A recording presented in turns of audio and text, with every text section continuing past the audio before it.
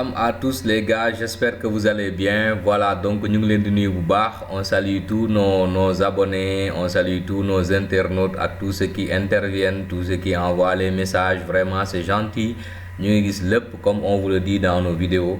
Lépp lu ngeen ñu wax rek dafa nekk ci yéen moom moo tax. On est vraiment content parce que ñun, comme on vous le dit toujours, notre objectif c'est de faire la promotion de la science auprès de tout le monde, n'est-ce pas? Donc, bienvenue avec nous dans votre rubrique Le problème de la semaine. Comme on vous le dit, chaque dimanche, Inch'Allah, donc on aura donc on aura un problème qu'on va traiter, on va expliquer, on va détailler, donc on va essayer de vous aider, de nous aider aussi. Voilà, donc tamit ce n'est pas la seule émission qu'on va vous proposer. Il y aura aussi un tutoriel sur comment tracer une courbe parce que vous nous avez approché pour nous dire que vraiment parfois mën nga étudier fonction ba pare ba def tableau de variation mais après le traçage de la courbe pose problème. Donc ne vous inquiétez pas, on a prévu ça. Donc d'ailleurs il y aura un tutoriel après cette vidéo là, vous pourrez la consulter, donc ou bien vous pourrez le consulter sur la chaîne. Voilà, donc on vous amène une courbe boo xam te ne notre grand ami, notre professeur nous l'a donné, monsieur Gueye encore. Voilà, donc vraiment ñu ngi koy remercier bu baax, un gars très ouvert, un vrai scientifique, un vrai matheux, donc boo xam te ne moom il ne recule devant aucune limite pour transmettre le savoir.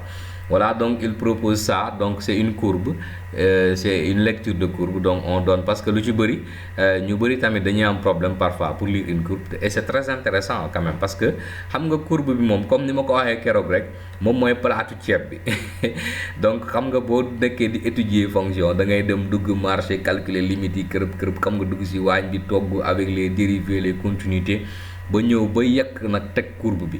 Léegi nag lecture courbe daa mel ni nga dem kër jàmbur rek ñu invité la añ ñu tegal la plate bi nga toog di xool. C'est ça la lecture de la courbe, n'est-ce pas? Voilà, donc ça te permet nga comprendre yow tey lan nga jàkkaarloog ceebu lan la donc est-ce que ceebu jën la donc jën bi ban genre jën la donc carotte bi ban genre carotte la, ainsi de suite. Donc loolu nag mooy lecture de courbe. Voilà, donc on demande pour cette courbe de déterminer le DDF et les limites aux bornes. On demande la nature de l'asymptote obtenue et son équation. Après, on demande les limites suivantes. Donc, limite de f de x cube plus 1 quand x tend vers moins l'infini. Limite quand x tend vers plus l'infini de f de moins x plus 3 sur x. Et limite quand x tend vers moins l'infini de f de x plus x carré sur x carré f de x. Et limite quand x tend vers plus l'infini de f de x sur x. Et limite quand x tend vers plus l'infini de f de x moins 2x. xam nga gis nga ñaari ñoo gënoon yomb sax. Alors donc on dit de déterminer f moins 1 de f prime de moins 1 et f seconde de 0. Voilà. Après 3a, on demande de déterminer donc le nombre dérivé à droite de moins 4. Et on demande est-ce que f est dérivable à gauche de moins 2 et de justifier. Et maintenant on demande limite quand x tend vers moins 4 à gauche de f de x moins f de moins 4 sur x plus 4. Et on demande le tableau de variation. Et en 5, donc c'est une question bonus, ñu ne soit la fonction phi définie sur R par phi égale x carré plus x carré fx. On demande de montrer que limite quand x tend vers moins 1 de phi de x moins phi de 1 sur x plus 1 est égal à 4. Alors donc on y va pour la correction. Donc c'est votre rubrique le problème de la semaine présenté par votre ami. Voilà, donc du ma ne professeur sax man seen waay laa rek seen benn gaan. Donc soit dafa mel ni rek ma ñëw samedi xaw ma dimanche soir seen gaal la ñu teg suñu caayan teg suñu tableau xam nga ni toj suñu fonction loolu métti wu, n'est-ce pas? Alors donc pour le problème de la semaine, donc pour la première question on y va. On demande les domaines de définition et les limites aux bornes. Les gars yi xoolal mu ngeen xoolee courbe fii. Donc on continue dans R, ça c'est x, on est d'accord. Vous le faites x moins d de f bi. Ici il n'y a aucune valeur qui arrête la courbe. Gisuñu fi benn asymptote verticale. Comme on n'a aucune asymptote verticale, il n'y a rien qui bloque cette courbe là. Dañuy jugee moins l'infini dem jusqu'à plus l'infini sans s'arrêter. Certes nag dañuy yéeg di wàcc mais il n'y a aucune valeur qui arrête notre fonction là. Il n'y a aucune valeur qui arrête la courbe. Par conséquent, d de f égale R.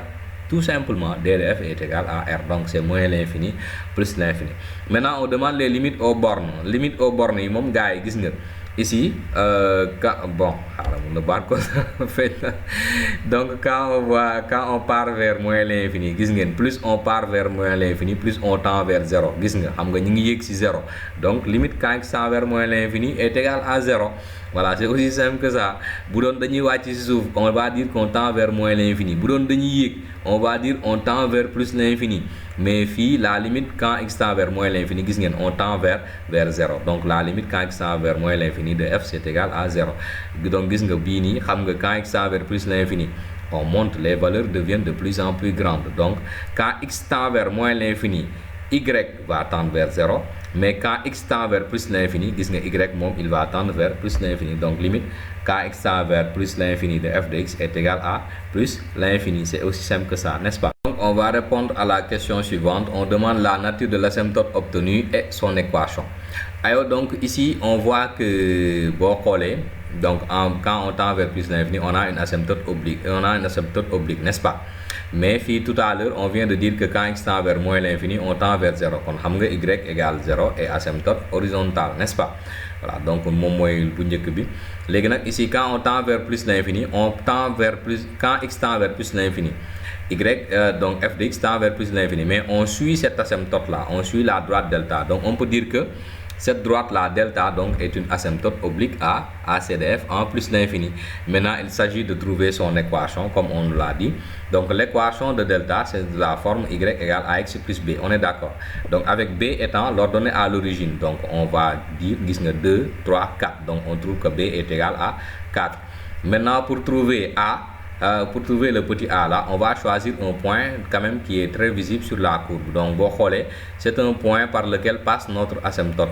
Et ce point là, c'est un point A, on va le nommer le point A de coordonnées 1 et 6. Parce que ici, le 7. Donc là, c'est 1 en abscisse, 6 en ordonnée. Donc, soit notre point A de coordonnées 1, 6. Donc, ce point là vérifie cette équation. Du coup, on remplace y par 6 et on calcule a est égal à 2. Par conséquent, l'asymptote oblique, donc son équation y est égal à 2x plus 4. Alors, donc pour la question suivante, on demande d'en déduire les limites, donc les limites des fonctions composées là. Voilà, donc on prend pour la première limite. Donc c'est limite quand x tend vers moins l'infini de f de x cube plus 1. On va poser u de x égale x cube plus 1. Donc on raisonne avec les limites des fonctions composées, parce qu'on sait que quand on a limite quand x tend vers x0 de f de g de x, on prend donc limite quand x tend vers x0 de g de x. Vous nous trouvez un autre réel L. On prend limite quand x tend vers L de f de x. Vous nous trouvez peut-être R, on va dire donc limite quand x tend vers x0 de f de g de x est égal à R. Donc l'autre c'est ça. Alors donc on trouve donc la limite quand x tend vers moins l'infini de u qui est égal à x cube plus 1 est égal à moins l'infini. Et on a dit que quand on tend vers moins l'infini, on tend vers 0. Par conséquent, donc la limite quand x tend vers moins l'infini de f de x cube plus 1 est égal à 0. C'est aussi simple que ça, les gars. Ils vont vraiment mettre tout, n'est-ce pas? Maintenant, on prend la même chose pour fb. Pour moins x plus 3 sur x. Donc on va poser juste v est égal à moins x plus 3 sur x. Du coup, si on calcule la limite quand x tend vers plus l'infini, c'est la limite des monomes du plus haut degré. Donc c'est moins x sur x et ça nous fait moins 1. Et la limite quand x tend vers moins 1 de notre fonction là, f, on tend vers 2. Parce que quand on tend vers moins 1, on tend vers moins 2, n'est-ce pas? Donc quand x tend vers moins 1, y tend vers moins 2. Par conséquent, donc la limite quand x tend vers plus l'infini de f de moins x plus 3 sur x est égal à moins 2, n'est-ce pas? Alors donc on prend la limite suivante. Donc on dit limite quand x tend vers moins l'infini de f de x plus x carré sur x carré f de x. Qu'est-ce qu'on fait? Donc on va simplifier, ou bien plutôt on va lui donner son dénominateur, son numérateur plutôt. On a f de x sur x carré plus f sur x carré fx plus x carré sur x carré plus fx. Du coup, fx donc est simplifié. Ici, on va simplifier les x carré aussi. Et là, on aura 1 sur x carré plus 1 sur fx. C'est réel, c'est infini, égale 0. Ici, c'est réel sur 0 moins. Parce que vous le faites, quand on tend vers moins l'infini, on tend vers 0, n'est-ce pas? Mais c'est 0 moins parce que la courbe n'a pas traversé. Donc, on est toujours avec les valeurs négatives. Donc, du coup, c'est 0 moins. Par conséquent, donc la limite est égale à moins l'infini, n'est-ce pas? Alors donc limite quand x tend vers plus l'infini de f de x sur x égale 2 lii moom wax naa sànq ne moom moo gën a yomb parce que xam nga lii ça sent la branche infinie, n'est-ce pas? Donc ça sent la détermination de l'asymptote. Donc comme détermination asymptote en plus l'infini bii la, donc la limite quand x tend vers f de x sur x est égal à 2, n'est-ce pas? moom mooy ordonnée à kii bi ñu amoon sànq le a. Et par conséquent bu ñu jëlee f de x mooy 2x, donc gis nga, donc ça nous donne 4. Pour dire que donc la droite d'équation 2x plus 4 est asymptote oblique à ACF. Donc c'est aussi simple que ça les gars. Alors donc on passe à la question suivante. On dit déterminer donc f moins 1, f' moins 1 et f seconde de 0. Pour déterminer la dérivée le nombre dérivé en moins 1, dañuy xool rek qu'est-ce qui se passe en moins 1. Donc en moins 1, gis ngeen ici on a une tangente. Et cette tangente-là, elle est horizontale. Les gars, si vous vous souvenez de la vidéo sur le théorème de Rolle avec le théorème des accroissements finis, je vous avais dit que le théorème de Rolle, il fonctionne comme ça. On a toujours, maintenant, il faut qu'on ait un accroissement. Si on a un intervalle, on a une tangente qui est horizontale comme ça, une tangente parallèle à l'axe des abscisses. Donc le nombre dérivé ici est égal à 0. Parce que même toujours, cette tangente-là, son équation, c'est y est égal à moins 2, n'est-ce pas? Comme y est égal à moins 2, quand x, le nombre dérivé est égal à 0. Donc f' moins 1 est égal à 0, tout simplement. Donc la tangente en moins 1 est parallèle à OX. Par conséquent, f' moins 1 est égal à 0. C'est aussi simple que ça, les gars. C'est question de cours. Les f seconde de 0, ici qu'est-ce qu'on remarque? On remarque que la tangente traverse donc la courbe en 0.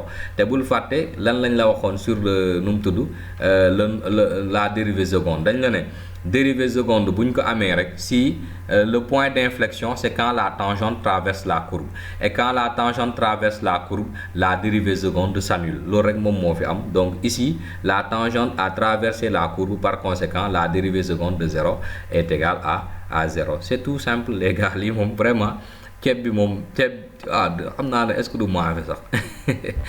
Alors donc on demande maintenant le nombre dérivé en 4 à droite, n'est-ce pas? Lii nag bu ñu xoolee en moins 4 à droite, qu'est-ce qui se passe?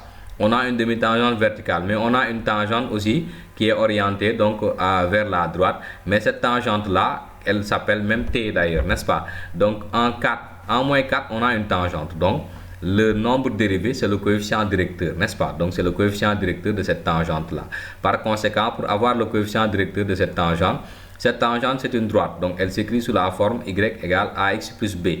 Donc le coefficient directeur, donc on prend les deux points qu'on connaît, b et c, parce que les b, on connaît ses coordonnées, c'est moins 4 et moins 2. C, ses coordonnées, c'est moins 3 et 7, n'est-ce pas? Donc nous avons déterminer parce que sur cet intervalle, il n'y a pas tellement de points qu'on peut mais vraiment parfois il faut choisir la facilité. Alors donc coefficient directeur c'est pente, on a 2 points automatiquement ñu régler ko. Lii moom troisième application affine, n'est-ce pas? Alors donc le coefficient directeur donc c'est y de c moins y de b sur x de c moins x de b. Donc du coup on va avoir 7 moins 2 sur moins 3 moins 4. Donc 7 moins 2 c'est plus 2. Donc moins 3 plus 4 ça nous fait 9 sur 1 et c'est égal à 9. Donc le nombre dérivé en moins 4 à droite est égal à 9. C'est aussi simple que ça les gars. Alors donc maintenant on demande si f est dérivable à gauche de moins 4. Donc si on voit en moins 4, ici on a une demi-tangente verticale orientée vers le haut les gars. Comme on sait que comme on a une demi-tangente, vous le faites ce leçon, qu'est-ce qu'on t'a dit?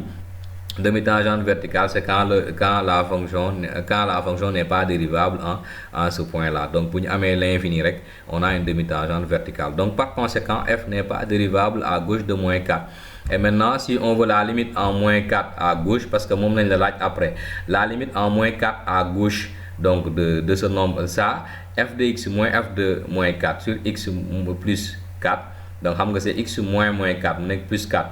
On demande donc ici le nombre dérivé à gauche de moins 4. Or on a une demi-tangente orientée vers le haut. Comme la demi-tangente est orientée vers le haut, cette limite est égale à plus l'infini. Parce que si la demi-tangente est orientée vers le haut, c'est plus l'infini. Si la demi-tangente est orientée vers le bas, c'est moins l'infini. Ici, la demi-tangente étant orientée vers le haut, donc c'est plus l'infini, n'est-ce pas? Voici le tableau de variation les gars. donc la fonction est définie dans R, n'est-ce pas? Donc moins l'infini, sa limite c'est 0, donc maintenant on fait une décroissance jusqu'à moins 4, n'est-ce pas? Donc on descend jusqu'à moins 4 avec moins 2, moins son image.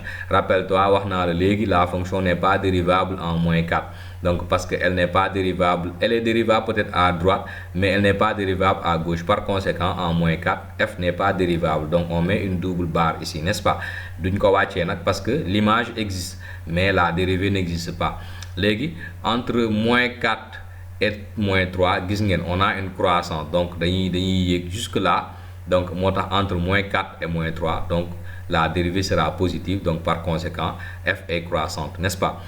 Entre moins 3 et moins 1, donc moins 3 jusqu'à moins 1, donc on décroît. Donc entre moins 3 et moins 1, la dérivée est négative, la fonction est décroissante, donc f de moins 1 est égal à moins 2, donc on le réécrit.